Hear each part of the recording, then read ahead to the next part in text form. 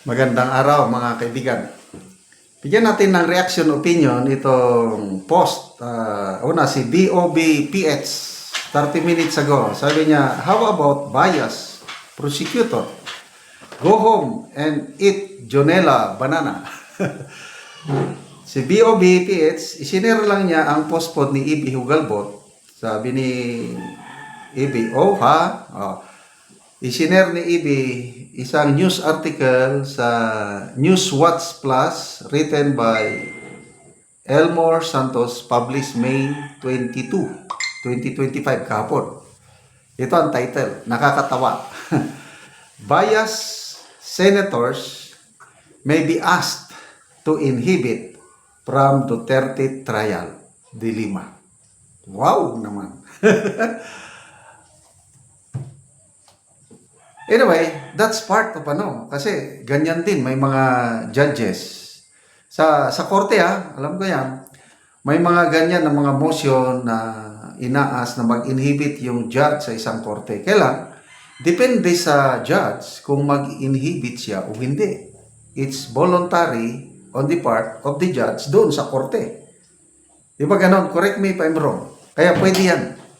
Yung mag-file ng motion, whatever, mag-inhibit.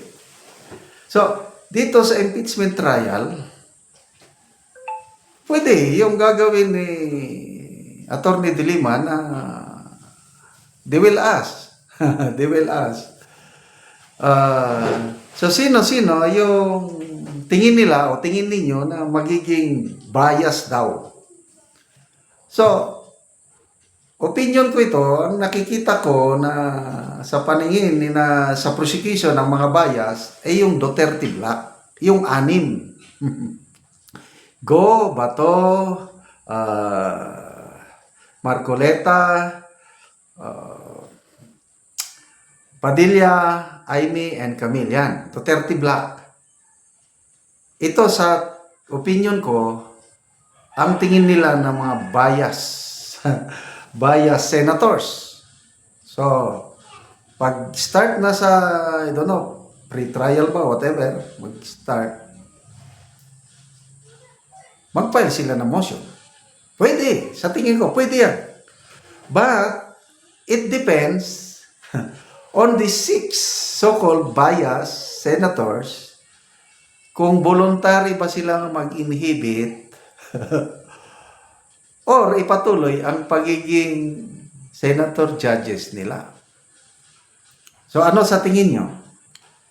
Itong 6 na considered bias, itong Duterte Black, mag-inhibit ba sila?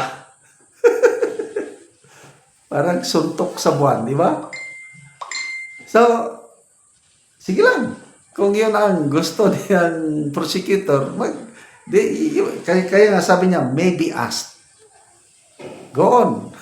And let's see kung anong decision ng 6 na Duterte Black. Magbasa lang ko sa mga comments. May maganda akong comment na nabasa kanina. I-discuss, reaksyonan natin. Yung nangyari kay President Trump, yung unang term niya. Ito, Rafael Sepulcre. Impeachment is a numbers exercise. Dilemma, the Senate is not a judiciary. Case in point, Trump on his first term was impeached by Democrats in the House because they had the numbers to do so. Trump was acquitted even with overwhelming evidence in the Senate because the Republicans had the numbers. Walang bias dyan sa impeachment trial. So if Sara supporters are majority in the Senate, then she wins. Mag-Junel ka na lang. And then may nag-response, Arabella Cabadin. Senate President Chis Escudero himself advised the senators not to comment or show their biases since they will be sitting as judges in the impeachment trial and they need to be impartial. sino ba ang mas paniniwalaan dapat? Ang Senate President o yung mga ano? Si former Senate President Franklin Drilon, may napanood ako sa Facebook reel. Tumatawa pa nga siya eh. Sabi niya, impeachment is a numbers game. Sabi, ebidensya, huwag kayong maniwala sa ebidensya. Secondary lang yan ang ebidensya. Hindi ito regular na korte. So, let's face it, it's a numbers game. Yung comment kanina, ngayon ko lang nalaman tungkol kay President Trump. Hindi ko masyadong nasundan. I hope tama yung nag-comment na first term ni President Trump, na-impeach siya sa House dahil maraming Republicans na kalaban niya. Pagdating sa Senate, na-acquit siya dahil maraming Democrats pala na kalaban niya sa Kamara. Pagdating sa Senate, na-acquit siya dahil controlled ng Republicans ang Senado. Ganyan lang talaga ang impeachment. It's a political exercise. So by the numbers now, talagang overwhelming, sobra siyam na ang mga senador na pabor kay Sara. 6 na yung Duterte Black. Plus may 8 senador na re-electionist. So kung ako yung re-electionist, nakita ko na ngayong midterm election, yung voting power ng mga Duterte, mga DDS. Kaya nga natalo ang natalo ang alyansa dahil sa Mindanao and Visayas na halos zero. Zero ang alyansa. Pati yung local absentee voting. Mga men and women in uniform. Mga kandidato ng Duterte ang minutuhan nila. So, kung ako yung re-electionist ng senador, why would I put at risk ang aking re-election by voting conviction ni VP Sara? No way! Mag-abstain na lang ako. Kung lahat ng re-electionist mag-abstain, di talo sila. Kasi kailangan nila ng 16 conviction votes. Ganyan lang po. Kaya ito, tingin ko, kabado na sila. Yung sinabi na they will ask to inhibit, kabado sila. Alam nilang matatalo sila. And kaya matapang si VP Sara na let it begin. Let's have bloodbath. Okay. Salamat mga kaibigan sa inyong pagsubaybay sa ating channel. Nakakatulong kayo ng malaki sa Tribong Talandig. Sa ngayon, ang ating sweldo ay ginagamit.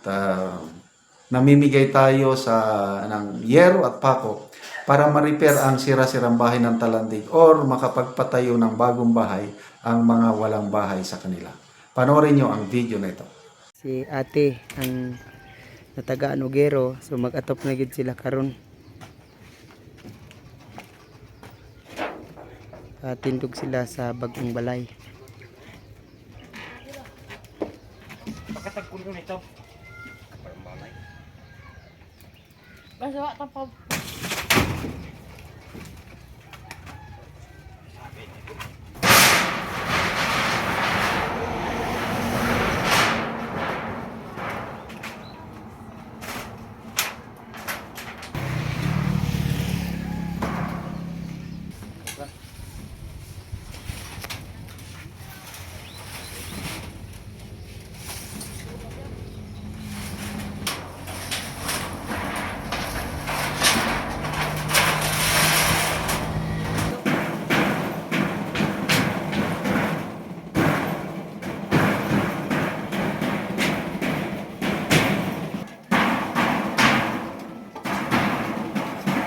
O karon te, nindot na gid kaayo ang inyong balay o. Nakapatindog na gyud mo og bagong balay. Nindot na gid nga tan-awon ang inyong atop.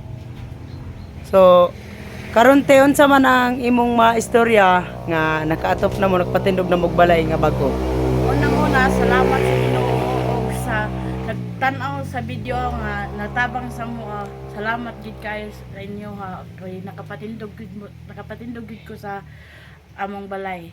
Kung dili ang nagtabang sa mo, di gid mi makapatindog sa balay namo. Salamat kayo. Salamat. Karon te pila day ka bukang imong anak? Akong anak, duha na. Duha. So upat mo nga magpuyo din ani. Oo. Oo. Sige, mara to te. Salamat. Salamat. Sige, bye-bye.